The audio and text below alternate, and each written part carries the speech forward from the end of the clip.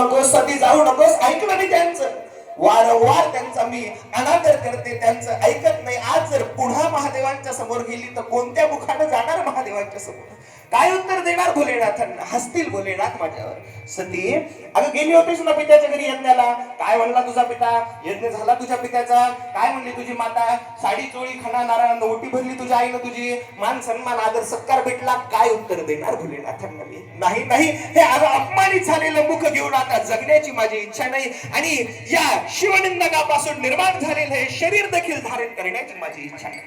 बघा, स्त्रीला राहण्यासाठी दोन हक्काचे ठिकाण असतात. एक ठिकाण असतं तिच्या पित्याचं घर आणि दुसरं ठिकाण असतं तिच्या पतीचं घर. अरे पतीशी भांडून आले होते बापाकडे येण्यासाठी, आणि आज बापाच्या घरी जर कधी मला स्थान नसेल ना, तर आता पतीकडे कोणत्या तोंडानं कोणत्या मुखानं परत जाणार?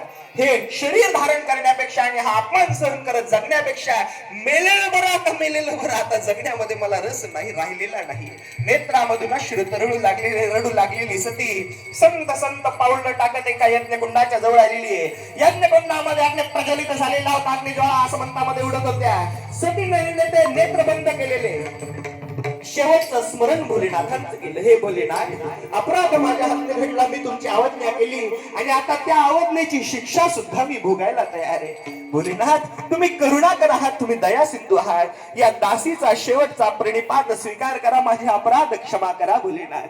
कर्पूर गौर करुणावतार संसार सार भुजगेंद्रहार सदा वसंत दयार विंदे भवं भवानी सहितं नमामि, भवं भवानी सहितं नमामि.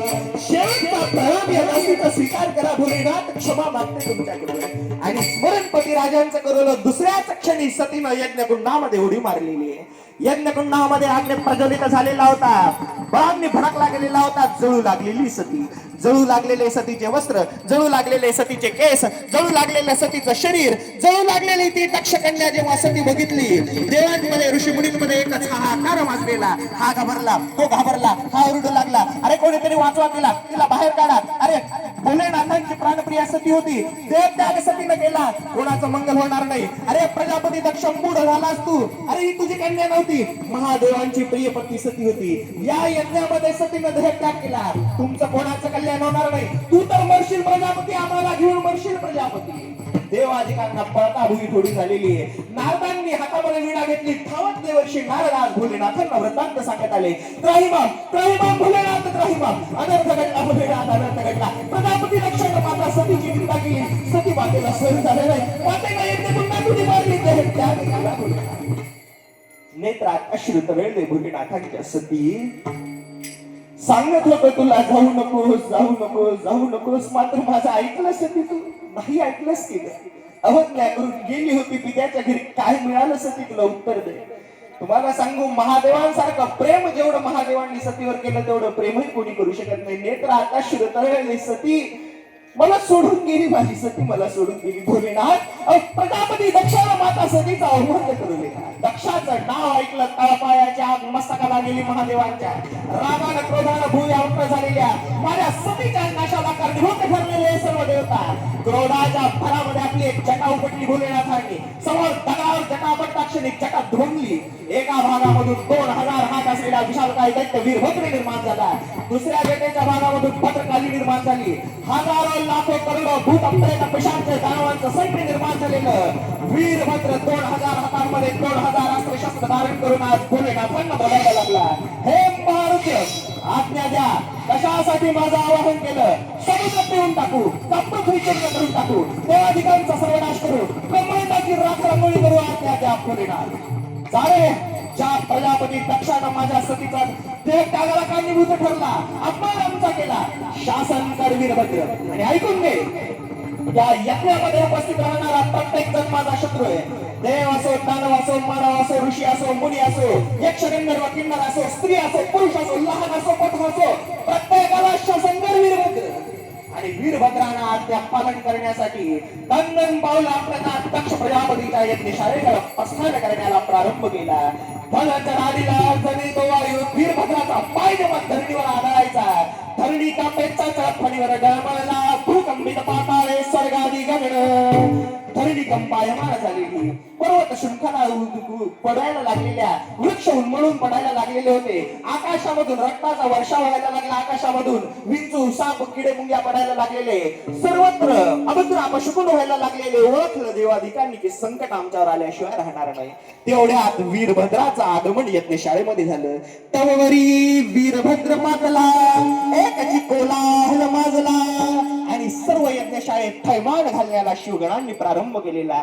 यज्ञकुंड जे होते, यज्ञकुंडामध्ये मलमूत्र विसर्जन करून यज्ञकुंड विध्वंस करून टाकलेले, मंडपाला अग्नी लावला, मंडप जाळून टाकण्यात आलेला होता. देवाधिकांना ऋषीमुनींना पकडून पकडून मारण्याला शिवगणांनी प्रारंभ केला. याचा हात तोडला, त्याचा पाय तोडला, याचा डोळा फोडला, याचं तंगड तोडलं, याला प्राणाला मुकावं लागलेलं. वीरभद्राचा प्रताप एवढा होता की 2,000 देवता एकाच वेळी याच्यावर तुटून पडले. पण आपल्या 2,000 हातांनी या 2,000 देवतांचं मर्दन करत वीरभद्र तांडव करण्याला प्रारंभ करता झालेला.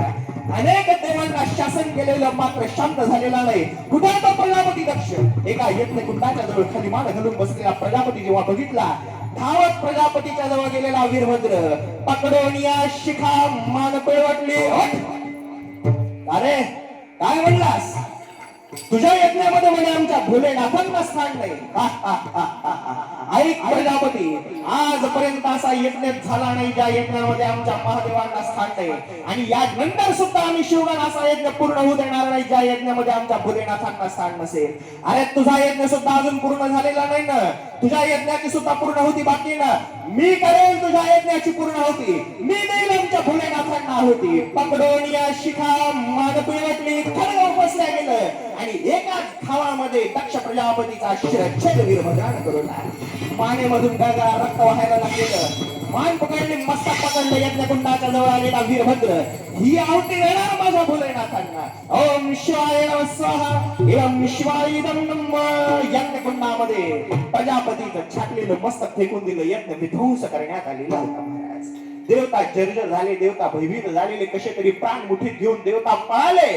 कैलास पर्वतावर भोलेनाथांना शरण आले. त्राहिमाम भोलेनाथ त्राहिमाम, अपराध आमच्या हातनं घडला, रक्षण करा भोलेनाथ, रक्षण करा. नसता वीरभद्र प्राण घेईल आमचा.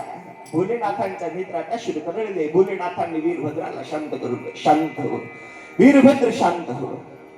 ज्याला जेवढं शासन व्हायचं होतं तेवढं झालं, मात्र मला एकदा घेऊन चाल वीरभद्र, मला माझ्या सतीजवळ घेऊन चल. भोलेनाथ जेव्हा त्या ठिकाणी आले जिथे माता सतीनं देह त्याग केलेला होता, यज्ञकुंडामध्ये बराग्नी भडकलेला होता, यज्ञकुंडामध्ये अर्धवट जळालेलं सती मातेचं प्रेत बघितलं. नेत्रात अश्रू तरळले. महादेवांच्या सती, माझी सती मला सोडून गेली, माझी सती मला सोडून गेली. रडत भोलेनाथांनी त्या यज्ञकुंडात प्रवेश केला. सतीचं ते अर्धवट जळालेलं प्रेत उचललं आणि ते प्रेत आपल्या खांद्यावर टाकून भोलेनाथ त्रिभुवनामध्ये सती सती सती सती म्हणून भ्रमण करायला लागले. माझी सती मला सोडून गेली. तेव्हा भाळ विसरले भोलेनाथ, विसरून गेले की मी देवाधिदेव आहे, विसरून गेले की मी काय करतोय. फक्त सती सती सती सती सती. अंगाला राख फासली भोलेनाथांनी. आता मी एकटा राहिलो, माझी सती मला सोडून गेलेली आहे. सतीच्या प्रेतासोबत यांनी वेड्याप्रमाणे गप्पा माराव्यात महाराज.